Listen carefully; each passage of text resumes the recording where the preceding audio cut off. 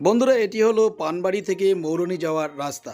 দীর্ঘ প্রায় 20 বছরের বেশি সময় ধরে এটি এরকম ভাঙা অবস্থায় পড়েছিল। প্রচুর আন্দোলন হয়েছে, ছাত্র নিয়েও আন্দোলন হয়েছে। এক্ষেত্রে বিশেষ ভূমিকা রয়েছে চ্যাংমারি হরেন্দ্রনাথ হাই স্কুলের শিক্ষক তথা ওখানকার ছাত্রদের। এছাড়াও স্থানীয় বেশ কিছু সংখ্যক মানুষ, সমাজসেবী এটার জন্য লেখালেখি বা অফিসে চিঠিপত্র, আবেদন নিবেদন অনেক চেষ্টা করেছেন। তার মধ্যে অন্যতম নির্মল কুমার রায়, গ্রামীণ চিকিৎসক, অমিত স্যার, পানবাড়ি বাজার, যিনি চ্যাংমারি হরেন্দ্রনাথ হাই স্কুলের একজন শিক্ষক। এছাড়া আরও অনেকেই উত্তরবঙ্গ সংবাদের জনমত বিভাগে লিখেছেন, জনমত জানিয়েছেন, এই রাস্তাটি তৈরি করার আবেদন করেছিলেন।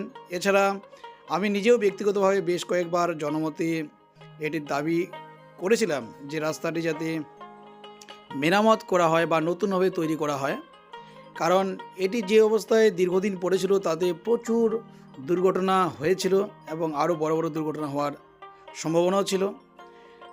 অনেক লেখালেখি, অনেক দৌড়ানোর পর, অফিস আদালত করার পর সকলের চেষ্টায় শেষ পর্যন্ত রাস্তাটি নতুনভাবে করার পরিকল্পনা করা হয় এবং কাজ খুব তাড়াতাড়ি শেষ হয়ে গেছিল।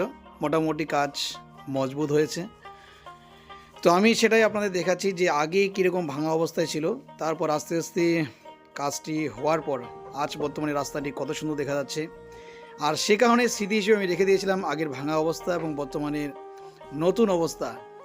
এখানকার সমস্ত মানুষ, অর্থাৎ সাতবেন্ডি, পানবাড়ি, কালামাটি, ঘেঘাটাবুড়ি তথা মৌলনীর আশেপাশে যে সমস্ত গ্রাম রয়েছে, অর্থাৎ এই রাস্তার আশেপাশে, তারা সবাই খুব খুশি।